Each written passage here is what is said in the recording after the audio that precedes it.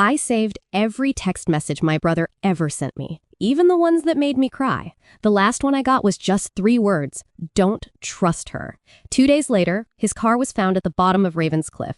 The police called it a suicide. But I knew my brother. He would never just give up. Not when he was so close to exposing the woman who ruined our family.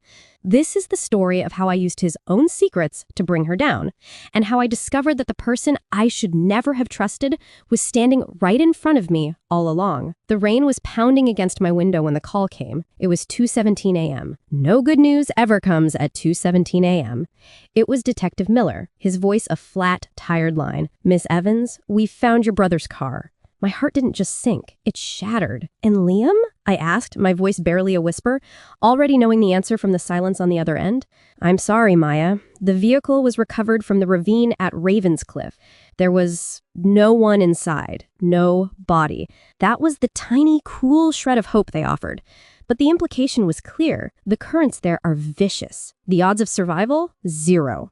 They were calling it a probable suicide. The case was being closed. I hung up and slid to the floor, the cold hardwood against my cheek. Liam, my older brother, my best friend, the guy who taught me how to ride a bike, who covered for me when I missed curfew, who built a multi-million-dollar tech startup from our garage. He wasn't the type to jump. He was a fighter. I scrolled through our text history, my vision blurring. The messages from the last month were a descent into darkness. It started with excitement about his new investor, a woman named Isabella Rossi. "She's a shark, Maya. This is it. We're going global." Then the tone shifted. "There are clauses in the contract I don't like." Then, "She's pushing me out. I can feel it." And finally, the last message sent just hours before his car went over the cliff: "Don't trust her. It's all a lie." The rain was a quiet, grim affair. Mostly his employees, their faces pale with shock. And then she arrived. Isabella Rossi. She moved through the crowd like she owned the grief in the room, dressed in a black, impeccably tailored suit that probably cost more than my car. She took my hands in hers, her grip firm, her eyes dry and calculating. Liam was a visionary, a tragedy. Such a fragile mind couldn't handle the pressure. The words felt like a slap. Fragile mind? Liam was the strongest person I knew. After everyone left, I sat alone in his sprawling modern house. It felt empty, echoing with his absence. That's when I found it. Taped to the bottom of his favorite coffee mug, the one that said "World's Okayest Brother," was a small key, a key to a locker, and a piece of paper with a single word: Veratus. My blood ran cold. This wasn't a suicide. This was a message, a trail. The next day, I went to the bus station, the key burning a hole in my pocket, locker 217. Inside was a single, old-school journal and a cheap burner phone. I opened the journal. The first page was a timeline, meticulously handwritten. Dates, meetings with Isabella, strange wire transfers to offshore accounts. It was a map of his own company being systematically bled dry. But the phone was the real shock. I turned it on. There was only one number saved, and a series of sent messages, all to that number. Updates, worries. The last one sent was different. It was a voice memo. My hands trembled as I pressed play. It was Liam's voice, hushed and frantic, like he was recording in a closet. "She knows I'm on to her. The books are cooked. It's a shell game. I confronted her today. She didn't even deny it. She just smiled and said, 'Prove it.' But it's bigger than the money. There's something else. A project called Ether. I can't find any records. I think she's using the company to hide something dangerous. If anything happens to me," the recording cut off abruptly. I stood there in the grimy bus station, the world tilting on its axis. If anything happens to me, he knew. He knew he was in danger. This wasn't suicide. This was a warning. And I was the only one who had heard it. I had 2 choices: accept the official story, let Isabella Rossi win, and live with the ghost of my brother's unfinished sentence, or I could step into the labyrinth he'd left behind. I picked up the burner phone. The choice was already made. The first thing I did was hide the journal and the phone. I couldn't keep them at my apartment. Isabella had already proven she had no boundaries. I rented a small, anonymous storage unit across town, paying in cash. That locker became my war room. Liam's journal was written in a code only I could understand. Full of references to our childhood. Project Aether wasn't in any of the company's official records, but Liam had circled a name over and over again: Dr. Eris Thorne. A quick search showed he was a brilliant reclusive data scientist who had quietly left the company 6 months ago. The official reason was personal reasons. Liam had scribbled in the margin, paid off or silenced. I had to talk to him. I used the burner phone to create a fake email and reached out, posing as a journalist writing about tech ethics. To my surprise, he agreed to meet. The location was a secluded booth in the back of a dusty old bookstore cafe. He looked like a man who hadn't slept in weeks. Liam Evans was a good man, Dr. Thorne said, his voice low, his eyes constantly scanning the room. He cared about the technology, about the people, not just the bottom line. What is Project Aether? I asked, cutting to the chase. His face went pale. You shouldn't be asking about that. It's why I left. Please, my brother is dead. The police say it was suicide, but I don't believe it. He studied my face, seeing the desperation in my eyes. He sighed, defeated. Aether wasn't a product. It was a weapon, a data aggregation algorithm so powerful it could predict human behavior with terrifying accuracy. Stock markets, elections, it could manipulate them. Liam discovered Isabella wasn't just planning to sell it, she was planning to use it, to create crises and then profit from them. He wanted to destroy the project. She saw it as the ultimate payday. My blood ran cold. This was bigger than embezzlement. This was global-scale manipulation. I asked if he told the police this. He let out a bitter laugh. And say what? A shadowy project with no paper trail? Isabella owns half the police foundation. She'd have me committed before I finish my sentence. Look, your brother had a backup, a failsafe. He called it the key. He said if anything went wrong, the key would expose everything. But he never told me what it was or where it was hidden. The key. The word echoed in my mind. Was it the physical key to the locker or something else? I left the meeting with more questions than answers, but also with a terrifying sense of purpose. Isabella Rossi wasn't just a thief. She was a predator playing with the fate of millions. That night, I did something reckless. I used my key card, which still worked, to get into Liam's company after hours. The offices were dark and silent, a ghost town of his dream. I went straight to his old corner office. It had already been cleared out, ready for its next occupant. But Liam was a tech nerd at heart. He loved old-school hiding spots. I ran my fingers along the bookshelf behind his desk. One of the books, a thick volume on quantum computing, didn't budge. I pushed harder. It clicked, and a small section of the shelf swung open. Inside was a sleek, black external hard drive. No label, just a single small sticker with a symbol on it. A skeleton key. The key! My heart hammered against my ribs. This was it, the proof. I barely made it back to my car before the tears came. Tears of relief, of fear, of grief. I had it. I could expose her. I pulled out the burner phone to call Detective Miller. But then a new text message flashed on the screen from an unknown number. Leave the drive in the dumpster behind the building and walk away, or you'll end up like your brother. I froze, my blood turning to ice. I wasn't alone. They had been watching me the whole time. I was no longer the hunter. I was the prey. I slammed the car doors locked, my hands shaking so badly I could barely grip the hard drive. My eyes darted across the dark, rain-slicked parking lot. Every shadow seemed to move. Were they in a car? Watching from the building? The text message felt like a physical presence in the car with me. Or you'll end up like your brother. The words weren't just a threat. They were a confession. They knew what happened to Liam, and they knew I had the drive. My first instinct was to drive straight to the police, but Dr. Thorne's warning echoed in my head. Isabella owns half the police foundation. What if Detective Miller was one of them? What if I handed the one piece of evidence that could destroy her right to the people working for her? I couldn't go home. That was the first place they'd look. I pulled out of the parking lot, taking a chaotic route through the city, constantly checking my mirrors. Every set of headlights felt like a threat. I needed a safe place to think, somewhere public, but anonymous. A 24-hour laundromat. The hum of dryers and the smell of fabric softener felt surreal, a slice of normal life in the middle of a nightmare. I sat in a corner plastic chair, the hard drive heavy in my lap. I had to assume my personal phone and laptop were compromised. The burner phone was my only link, but the unknown number had found me on it. How? The only person who had this number was Dr. Thorne. The realization hit me like a punch to the gut. He had sold me out. The meeting, the story about being scared, it was all a setup to lure me to the office to see if I could find the drive. I had walked right into their trap. I was completely alone, and I had nowhere to go. Then I remembered Liam's journal. In the back, he'd scribbled an address with a single word next to it: sanctuary. It was a cabin up in the remote Pinecrest Mountains, a place our family used to go when we were kids. He'd kept it. Of course he had. It was the one place disconnected from everything. It was a 4-hour drive, a huge risk, but it was the only move I had left. The drive up the mountain was a blur of fear and adrenaline.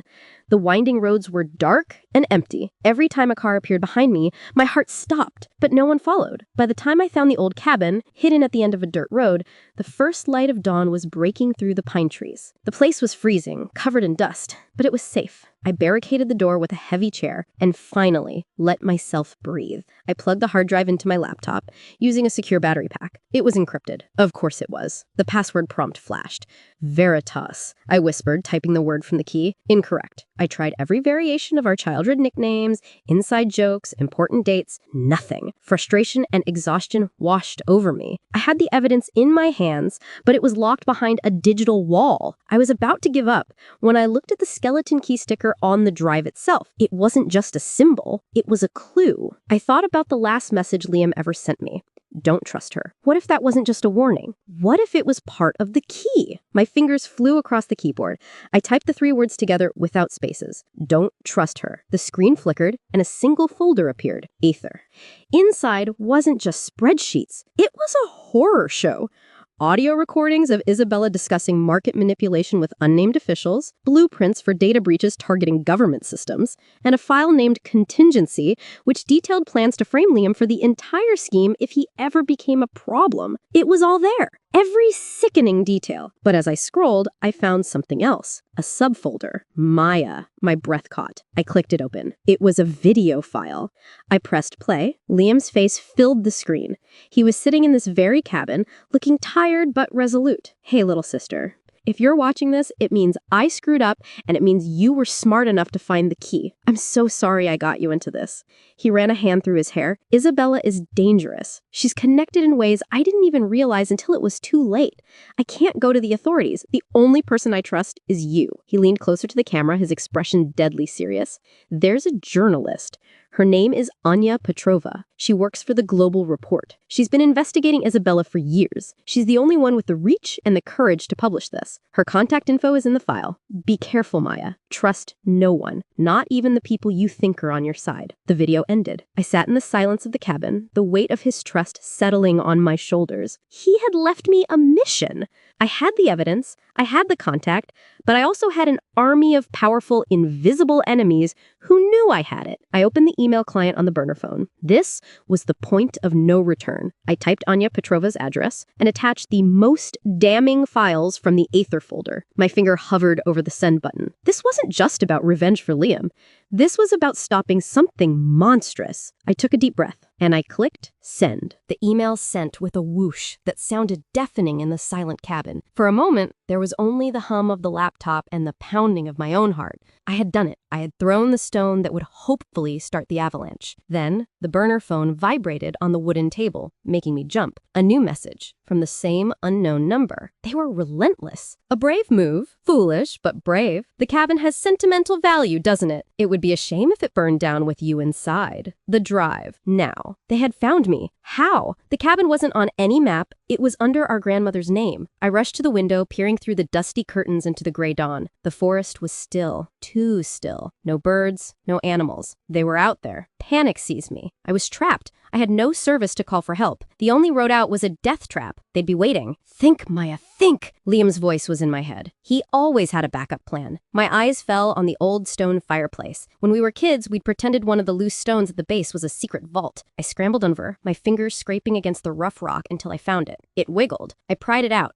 Behind it was a small, waterproof metal box. Inside, a single key. A key to an old dirt bike Liam kept in a shed deeper in the woods for emergencies. He really did think of everything. But I couldn't just run. I needed to buy time. time for Anya Petrova.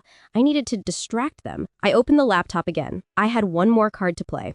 I accessed the Aether files and found what I was looking for, a list of every person involved, every shell company, every numbered bank account. I created a new email. I didn't send it to Anya. I set it up on a timer to be sent to every major news outlet, financial regulator, and law enforcement agency in the country in exactly 2 hours. In the subject line, I typed, "The Isabella Rossi file, evidence of conspiracy and murder." Then I grabbed the hard drive, the burner phone, and the dirt bike key. I shoved a chair under the doorknob, a flimsy barrier, but it would make noise. I slipped out the back window just as I heard the crunch of tires on the gravel driveway outside. I didn't look back. I ran into the thick woods, the cold air burning my lungs. I found the shed, the old bike covered in a tarp. It started on the third kick, the engine roaring to life, shattering the forest silence. I gunned it, flying down a narrow hunting path I remembered from childhood, branches whipping at my face. Behind me, I heard shouts, then the sound of a car door slamming. They were inside the cabin. They'd find it empty, but they'd also find my laptop open, with the countdown timer ticking down relentlessly. I broke out onto a main road miles from the cabin,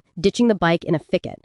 I hitchhiked with a terrified-looking truck driver, telling him my car had broken down. I used cash from Liam's emergency stash to buy a bus ticket to the city. I was a ghost, moving toward the one person who could help me now. The meeting was set in a crowded, noisy food court. The perfect place to disappear. Anya was exactly as I pictured her, sharp-eyed, with a no-nonsense energy. She didn't smile when she saw me. "The files you sent are explosive, but they're not enough on their own. We need a witness, someone on the inside." "That's the problem," I said. "Everyone on the inside is either with her or too scared to talk." "Not everyone," she replied, sliding a photograph across the table. It was a woman I recognized from company photos, Sarah, Isabella's longtime personal assistant. She looked strained, unhappy. She reached out to me months ago with vague concerns, but she was too afraid to give specifics. After your email landed, she contacted me again. She's ready to talk, but she'll only meet with you. She says she owes it to Liam. It was a huge risk, but what if it was another trap? But it was also the final piece of the puzzle. Sarah knew everything. The meeting was set that night at a quiet waterfront pier. As I walked toward the shadowy figure waiting under a lamppost, my phone vibrated. It was a news alert. "Breaking. Mass data leak exposes Aether project. Billionaire Isabella Rossi implicated in alleged conspiracy." My timed email had gone out. The story was everywhere. It was done. Sarah turned as I approached. Her face was pale, but her eyes were determined. "Maya, I am so sorry about Liam. He was a good man. What Isabella did, she had. But as I reached into her bag, bright lights flooded the pier. SUVs screeched to a halt, blocking both ends. Men in dark suits poured out. Isabella Rossi herself stepped out of the lead car, her face a mask of cold fury. She'd been tipped off. We were surrounded. "Did you really think you could win?" Isabella's voice cut through the night air. "You're just a child playing with things you don't understand." Sarah gripped my arm, her fingers trembling. "I'm sorry, Maya. They have my family." I stood there, trapped, the cold water at my back. I had started the avalanche, but it looked like it was going to bury me first. The world seemed to shrink to the cold, narrow pier, the blinding headlights, and Isabella's triumphant smirk. My mind raced, searching for an escape that wasn't there. Water behind us, armed men in front. We were cornered. But as Isabella took a step closer, her phone rang. She ignored it. It rang again, more insistently. With an irritated sigh, she answered. I saw her expression change from victory to confusion, then to sheer unadulterated panic. "What do you mean the assets are frozen?" She hissed into the phone, her voice losing its polished coolness. "The SEC? How?" My timed email had done more than just create a news story.